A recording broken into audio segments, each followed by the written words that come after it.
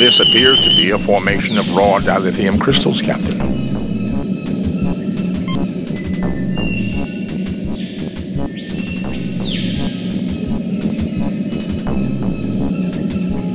You have one dilithium crystal in raw form.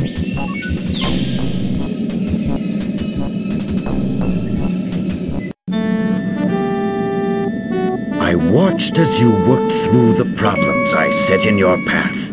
You are a valiant, intelligent species. Please sit down. We have much to discuss.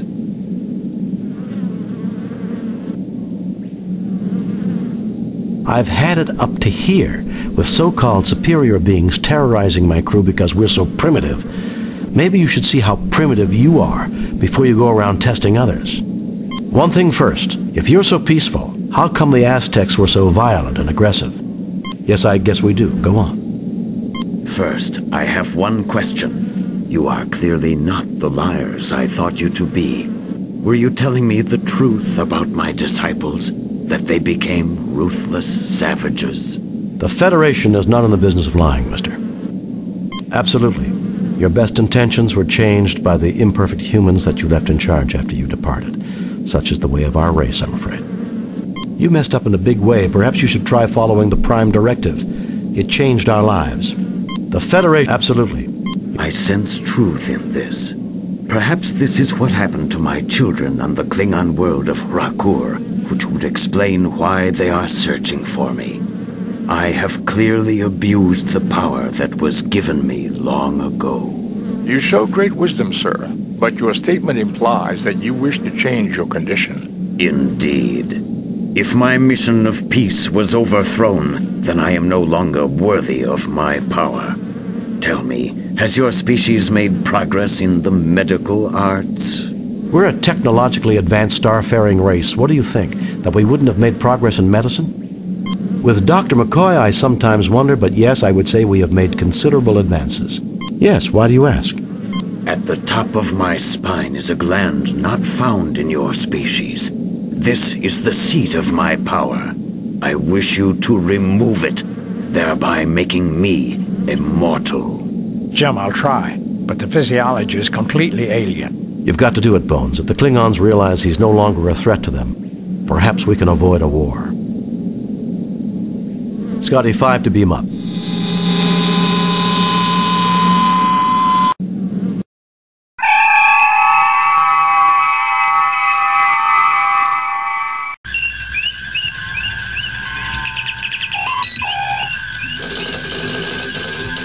Captain, 3 Klingon heavy battle cruisers have just entered the system. Admiral Kenka is hailing us, sir.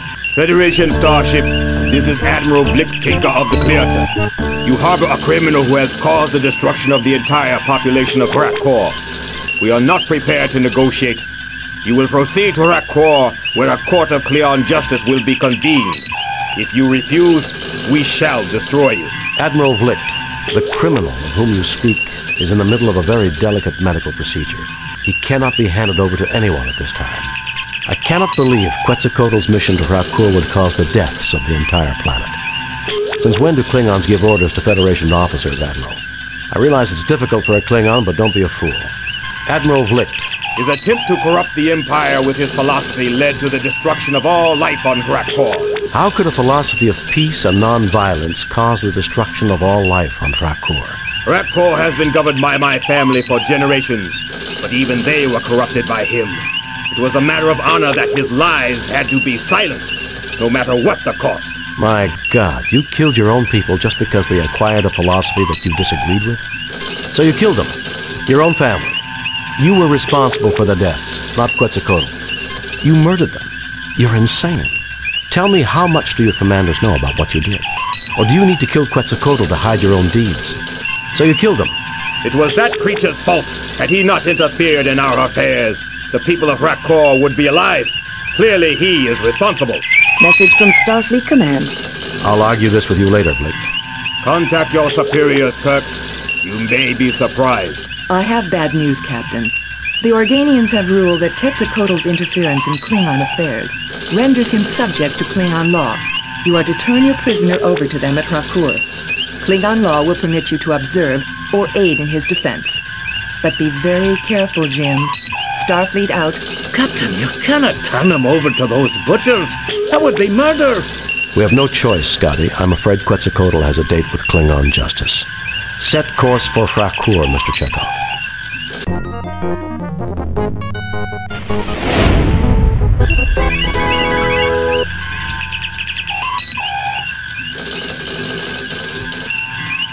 Captain's log. We have come to the ruined Klingon planet of Frakur to deliver our guest, the mythical entity Quetzalcoatl, to a Klingon court. Dr. McCoy, Mr. Spock, and Ensign Benny and I have been granted permission by the Organians to witness this trial, which I expect to be a travesty of any meaningful definition of justice. Spock, come with me. Mr. Scott, you have the comm.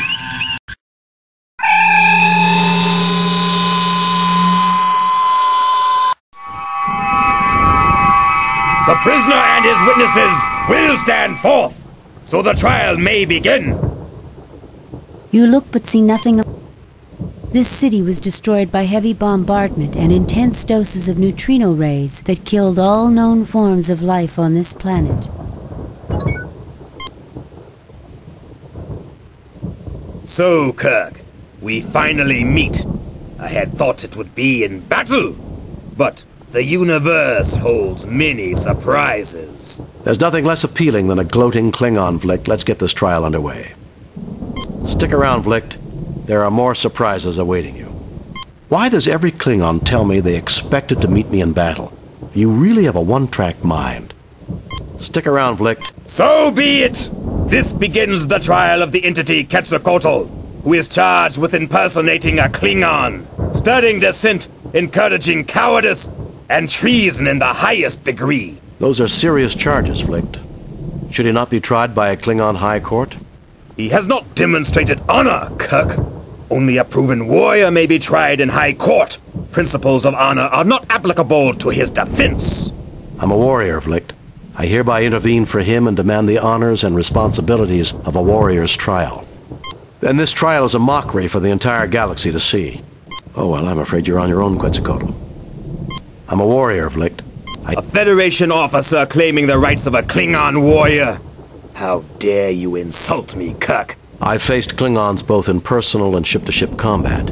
Your own records will confirm this. If I'm not worthy of their honors, why didn't they kill me? That oversight, Kirk, is easily rectified.